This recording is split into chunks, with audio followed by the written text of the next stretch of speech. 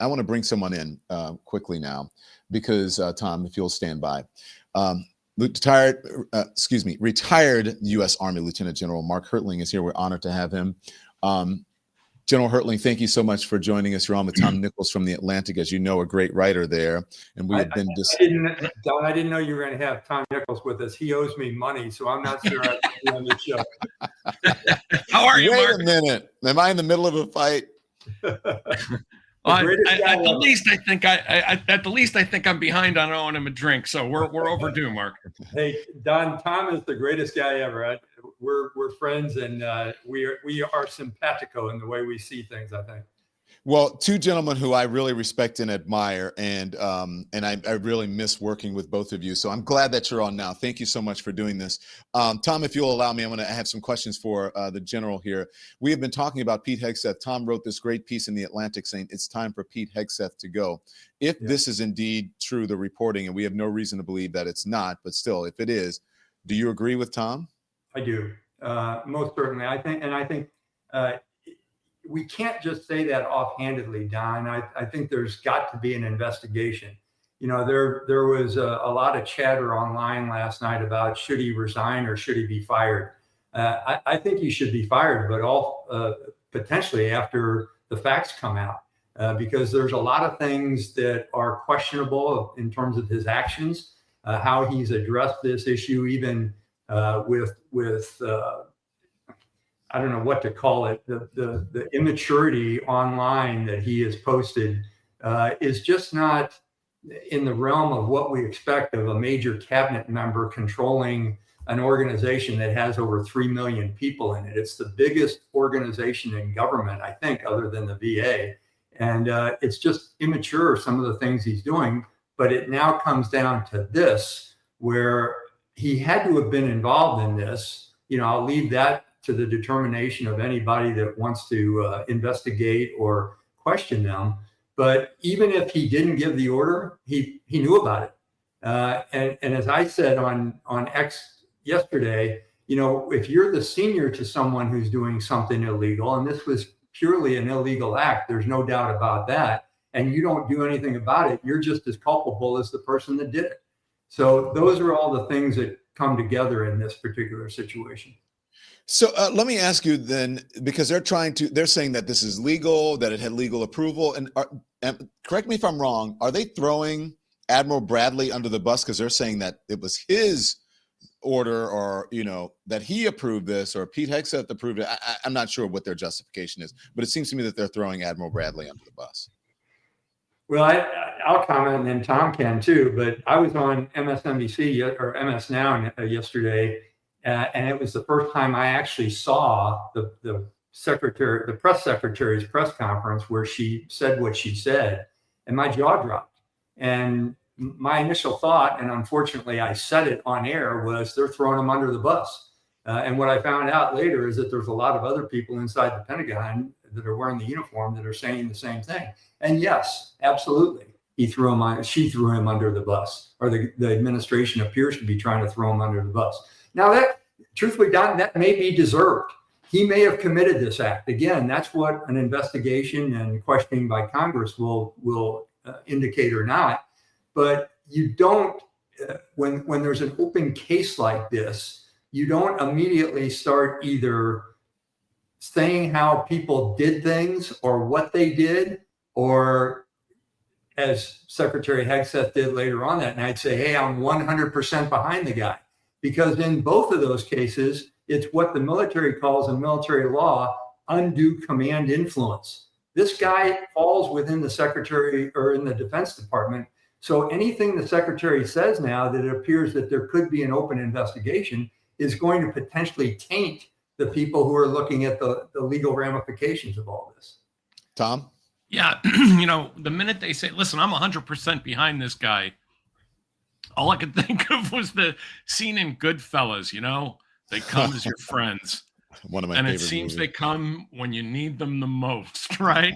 The minute somebody says, I'm 100% behind this guy, that's when you can hear the bus kind of revving up.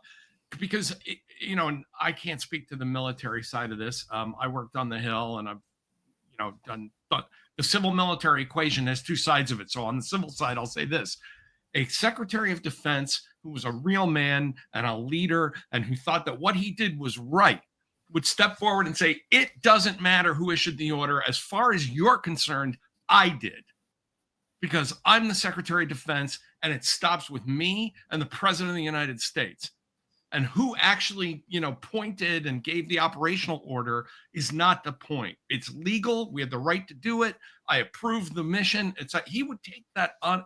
That's his job, to be a leader, to take it on himself. And instead he's like, well, I don't know. Don't ask me. I'm only the Secretary of Defense. I think that guy over there was the one who flipped the switch. And then the president says, what's that? Don't know anything about it. Hadn't heard. Excuse me? The first strike we ever made on boats in international waters, and you're sitting here telling us now, yeah, I don't know. Pete said stuff. If you're going to do that, president should have been sitting right there during that first strike, watching this, because it's a qualitatively new chapter in American military action in the Caribbean. And all these guys said I think it was, and I'm not sure. And that guy, if the Secretary of Defense was a real leader, he would have said, listen, this was a DOD operation. I'm the head of the DOD. You want to ask questions, you ask me. And instead he points at an admiral and says, well, that's the guy that flipped the switch, but I really want you to know I'm behind.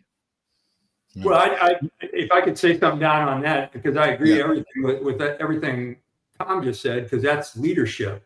But I'll go one step further and say Hegseth admitted that he watched the strike. He watched it. So, I mean, if I'm a commander and, I see something questionable, and this isn't even in the questionable range. If the film shows that this happened the way it was described, it was a war crime. There is a Department of Defense manual that actually uses this kind of strike or killing people who have floundered after a boat has been struck as an example of a war crime. It is the premier example. And Tom pointed out in his article about the U-boat in World War II and several other instances that happened. It's a crime.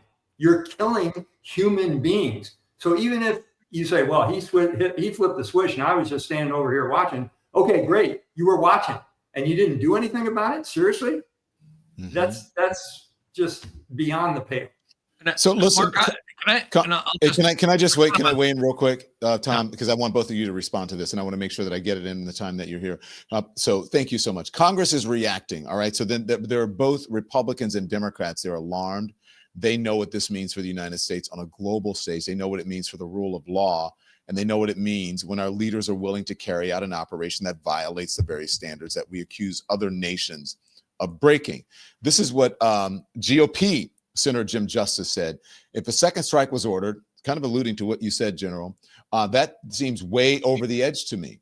Justice said that he was operating with limited information and didn't know what the White House confirmed Monday, a second strike had occurred. I don't see how that's acceptable, he said. Asked whether the strikes would change his view on Hegseth, the West Virginia Republican said, I frankly think the world of Pete.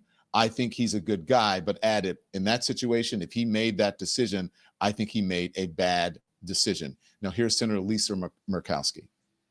I ask you about the boat strikes, the Washington Post reporting, your thoughts on that, if you think that they went too far, any concern with that conduct?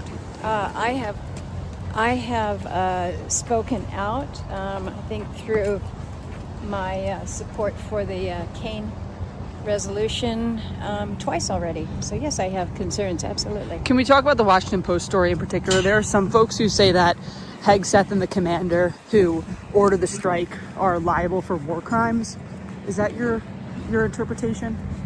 I think you're talking about the second strike. That's right. Yeah. I think it certainly raises that concern. When you have individuals that are literally in the water, not the threat that they had initially presented, perhaps. So Yes, I have expressed the concerns and continue to have them. So thank you. With war crimes specifically for that act, for the second strike? I think what we have heard shocked us all. And I think most would say that when you have two individuals that are literally floating in the water, a second order to kill them all is not something that we would consider within the rules of war. Got it. Yeah. Thank you, Senator. Thanks. So, Tom and General, these are not liberal lefties, people you can call woke, who are speaking out about this. They are, they're in a world of trouble, I believe. Tom, but there was one thing I wanted to kind of throw to Mark here about, because I think one of the kind of shifty things they're doing is they're implying that a four-star admiral would have done this on his own initiative, and somehow the Secretary of Defense was just out of that loop. And, you have a three-star sitting right here. I cannot imagine a four-star saying, you know what, we've hit it. There's some guys in the water. On my own initiative and without the involvement of the Secretary, I'm just going to hit it again. Mm-hmm. That is not, Mark can tell you, that is not how these things get done. There is no way that Pete Hegseth was out of that loop. And I think everybody that you're talking to, all these members of Congress, this is the problem of cowardice in the age of Trump. Justice and Murkowski, all of them, they all know what happened. They get it. And they've got to kind of tiptoe around it now until somebody's the first to say, he's got to go. But I really felt strongly that this evolving narrative of, well, Admiral Bradley would have taken this on himself, because Hegseth may not understand the laws of war, but Mark Hertling and Mitch Bradley and people at that level, that they've had that drilled into them. They've had it infused into their DNA at that level of command. And so I just General, wanted to get that I know that there. you have to go. You can respond if you need to go, you can, but you're free to respond. No, I can stay a little while longer. Okay. But Don, if I could, the Chiron that you have up, I don't think I said he should be fired. I want him investigated. If the investigation shows that he was culpable in this, and I think he was, then something should happen to him. Firing is the least thing that should happen to Secretary Hegseth, in my view. So that Chiron is wrong. Change it to he should be investigated. Thank you, General. Here's the thing, though. I'm going to talk about what Tom just said and throw another beat into this. And that's the implication of others. Mitch Bradley, at the time of the strike in September, was a three-star admiral at the time. He was the JSOC commander. He reported to another guy, an Army general, four-star, by the name of Brian Felton, who was the SOCOM commander. Now, I know I'm going to confuse some people here, except for Tom, because he knows this in the ranks, but we've forgotten that part. So the JSOC commander, Mitch Bradley, three-star, reports to four-star Brian Felton, a Army general, and you have another Navy admiral who's the commander of Southcom, who has what's called the area of operation.